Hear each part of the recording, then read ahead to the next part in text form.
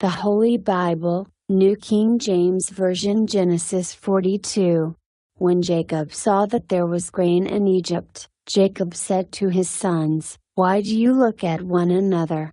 And he said, "Indeed I have heard that there is grain in Egypt. Go down to that place and buy for us there, that we may live and not die."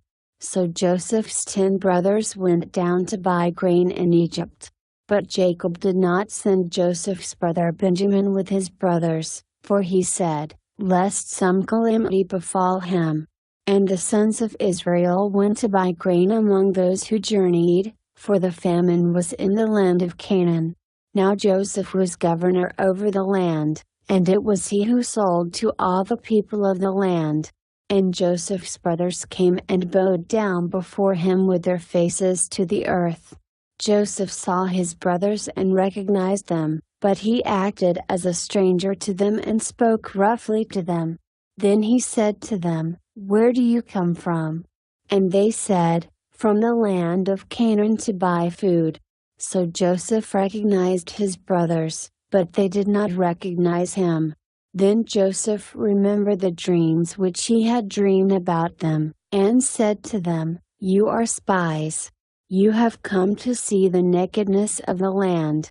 And they said to him, "No, my lord, but your servants have come to buy food. We are all one man's sons, we are honest men, your servants are not spies." But he said to them, "No, but you have come to see the nakedness of the land."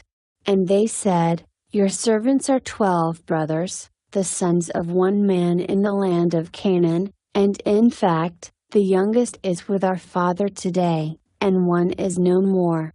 But Joseph said to them, "It is as I spoke to you, saying, 'You are spies.' In this manner you shall be tested, by the life of Pharaoh. You shall not leave this place unless your youngest brother comes here. Send one of you, and let him bring your brother, and you shall be kept in prison, that your words may be tested to see whether there is any truth in you, or else, by the life of Pharaoh, surely you are spies." So he put them all together in prison 3 days. Then Joseph said to them the third day, "Do this and live, for I fear God. If you are honest men, let one of your brothers be confined to your prison house, but you, go and carry grain for the famine of your houses. And bring your youngest brother to me, so your words will be verified, and you shall not die." And they did so. Then they said to one another, "We are truly guilty concerning our brother, for we saw the anguish of his soul when he pleaded with us, and we would not hear, therefore this distress has come upon us."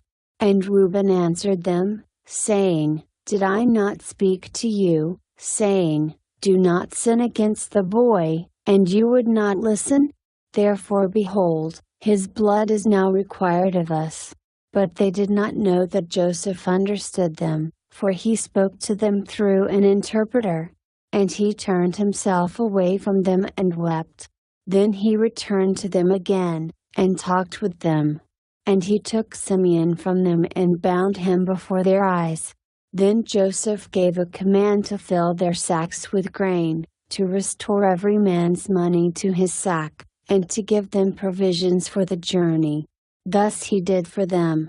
So they loaded their donkeys with the grain and departed from there. But as one of them opened his sack to give his donkey feed at the encampment, he saw his money, and there it was, in the mouth of his sack. So he said to his brothers, "My money has been restored, and there it is, in my sack." Then their hearts failed them and they were afraid, saying to one another, "What is this that God has done to us?" Then they went to Jacob their father in the land of Canaan and told him all that had happened to them, saying, "The man who is lord of the land spoke roughly to us, and took us for spies of the country. But we said to him, 'We are honest men, we are not spies. We are 12 brothers, sons of our father, one is no more, and the youngest is with our father this day in the land of Canaan."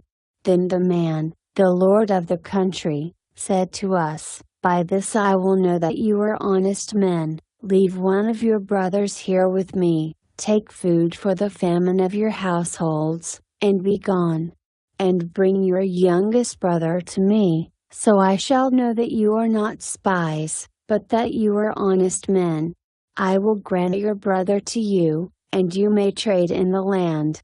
Then it happened as they emptied their sacks, that surprisingly each man's bundle of money was in his sack, and when they and their father saw the bundles of money, they were afraid. And Jacob their father said to them, "You have bereaved me, Joseph is no more, Simeon is no more, and you want to take Benjamin. All these things are against me." Then Reuben spoke to his father, saying, "Kill my two sons if I do not bring him back to you, put him in my hands, and I will bring him back to you." But he said, "My son shall not go down with you, for his brother is dead, and he is left alone. If any calamity should befall him along the way in which you go, then you would bring down my gray hair with sorrow to the grave."